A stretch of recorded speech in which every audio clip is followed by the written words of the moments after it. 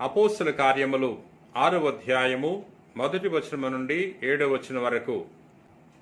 యెరూషలేములో ఏర్పడిన క్రైస్తవ సంఘము రోజు రోజుకు పెరిగిపోతుంది. అనేక మంది అపోస్తలుల యొక్క బోధలకు ఆకర్షితులై క్రీస్తు యొక్క సంఘములో చేరి ఉన్నారు. వారి యొక్క అవసరాలు తీర్చటము అపోస్తలులకు కష్టతరమైపోయినది. అందుకని వారికి సహాయం చేయటానికి 7 వ్యక్తులు కావాలి అని సంఘాన్ని కోరటం జరిగింది. ప్రియామిత్రులారా, 12 అపోస్తలులు శిష్యుల సంఘమంతటిని కూడపిలిచి దేవుని వాక్కును నిర్లక్ష్యము చేయుచు మేము ఈ ఆహార భోజనమునందు నిమగ్నమై ఉండుట మాకు యుక్తము కాదు. కావున సోదరులారా, మీలో పవిత్రాత్మతో నిండిన వారిని, జ్ఞానము గలవారిని, మంచి పేరు గలవారిని ఎన్నుకోరు. మేము వారికి ఈ పరిచర్యను అప్పచెప్పుదము. అప్పుడు మేము మా సమయమంతా ప్రార్థించుటకు, సువార్త వ్యాప్తికి ఉపయోగించదము అని చెప్పిరి. ఆ ప్రతిపాదనకు ఆ సంఘమంతా సమ్మతించను. క్రీస్తునాథుని యందు ప్రియ సహోదరి సహోదరులారా, అపోస్తలులు గ్రహించారు, సువార్త ప్రచారాన్ని వారు పూర్తి స్థాయిలో చేయలేకపోతున్నారని, ప్రజల యొక్క భౌతిక అవసరాలు తీర్చడంలోనే వారు ఎక్కువ సమయాన్ని కేటాయిస్తున్నారని తెలుసుకుని సహాయకుల కొరకు కోరి ఉన్నారు.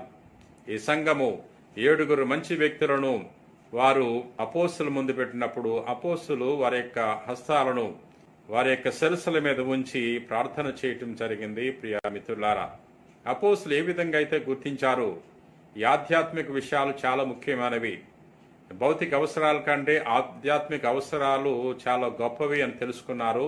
అదే విధముగా మన జీవితంలో కూడా తెలుసుకోవాలి. ఈ ఆధ్యాత్మిక విషయాల్లో మనము చురుకుగా పాలుపంచుకోవాలి. ఆధ్యాత్మిక విషయాలకు మనం ఎక్కువ ప్రాధాన్యత ఇవ్వాలి. ప్రియమిత్రులారా, ఈ 7 డీకనులు, ఈ 7 సహాయకులు ఏ విధంగా అయితే అపోస్తలుల యొక్క పరిచర్యలో సహాయపడ్డారో అదే విధముగా మనము కూడా సువార్త వ్యాప్తిలో మనము సహాయపడాలి. ప్రత్యక్షంగా కానీ పరోక్షంగా కానీ సహాయం చేయటానికి మనము ముందుకు రావాలి. ప్రియ సహోదరి సహోదరులారా, నేటి సువిశేషము యోహాను సువార్త 6వ అధ్యాయము 16వ వచనం నుండి 21వ వచనం వరకు. నేటి సువార్తలో యేసు ప్రభు నీటి మీద నడవటం గురించి చదువుకుంటున్నాం. యేసు ప్రభు 5,000 మందికి అద్భుతమైన రీతిలో ఆహారం వసగిన తర్వాత తన శిష్యులకు ప్రభు ఆదేశించి ఉన్నాడు, మీరు పడవ ఎక్కి సరస్సు ఆవల వైపునున్న కఫర్నాముకు వెళ్ళండి అన్నప్పుడు వారు పడవ ఎక్కి ముందుకు సాగిపోతున్నారు. కానీ మార్గ మధ్యములో పెద్ద గాలి అలల వల్ల పడవ ముందుకు వెళ్ళలేదు. వారు కష్టములో చిక్కుకున్నారు. అది తెలుసుకున్న ప్రభు వారికి సహాయం చేయటానికి నడుచుకుంటూ వారి చెంతకు వచ్చాడు. శిష్యులు సరస్సు తీరమునకు వచ్చి పడవనెక్కి సరస్సు ఆవుల వైపున ఉన్న కఫర్నామునకు పయనమైరి. అంతలో చీకటి క్రమ్మెను. కానీ యేసు వారి యొద్దకు ఇంకనూ రాలేదు. పెనుగాలి వలన సరస్సునందు అలలు చెలరేగెను. వారు 3-4 మైళ్ళు పయనించిన పిమ్మట యేసు సముద్రంపై నడుచుచు పడవను సమీపించను చూచి భయభ్రాంతులైరి. కానీ యేసు వారితో, నేనే, భయపడకుడు అని చెప్పెను. క్రీస్తునాథుని యందు ప్రియ సహోదరి సహోదరులారా, ప్రభు శిష్యులు కష్టంలో ఉన్నారని ప్రభు తెలుసుకుని వారి చెంతకు నడుచుకుంటూ వెళ్ళాడు. ప్రభు పడవలోకి ఎక్కిన తర్వాత గొప్ప ప్రశాంతత ఏర్పడింది. వారు సులువుగా తీరము చేరగలిగారు.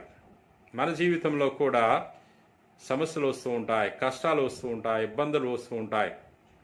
ఈ శిష్యులు ఏ విధంగా అయితే కష్టాలు అనుభవించారో అదే విధముగా మన జీవితంలో కూడా కష్టాలు అనుభవిస్తూ ఉంటాం. అటువంటి సమయంలో ప్రభు మన చెంతకు వస్తూ ఉంటాడు. మనకు సహాయం చేయటానికి, మన కష్టాలను తీసివేయటానికి, మనకు ధైర్యాన్ని ఇవ్వటానికి ప్రభు వస్తాడు. ప్రభుని మన యొక్క హృదయంలోకి ఆహ్వానించుకోవాలి. ప్రభు ఈ శిష్యుల పడవలోకి ఎక్కిన తర్వాత గొప్ప ప్రశాంతత ఏర్పడింది. వారు సులువుగా గమ్యస్థానం చేరగలిగారు.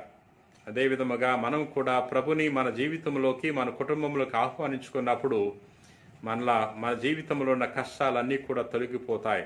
ప్రశాంతంగా మనము ప్రయాణాన్ని కొనసాగించవచ్చు. ప్రియ సహోదరి సహోదరులారా, ఇక్కడ ప్రభు వారికి తెలియజేస్తున్నాడు, నేనే, భయపడకూడదు అంటున్నాడు. ప్రభు ఎప్పుడు కూడా మన చెంత ఉండి మనకు సహాయం చేయటానికి ఉన్నాడు. కాబట్టి ప్రభుని విశ్వసించాలి. ప్రభు మనకున్నాడని, మన పక్షాన ఉన్నాడని, మన చెంతే ఉన్నాడని విశ్వసించినప్పుడు మనలో ఉన్న భయం తొలగిపోతుంది, మనలో ఉన్న ఆందోళన తొలగిపోతుంది. ధైర్యంతో మనము జీవితంలో ముందుకు సాగిపోగలము. ప్రియ మిత్రులారా, ప్రార్థన చేసుకుందాం.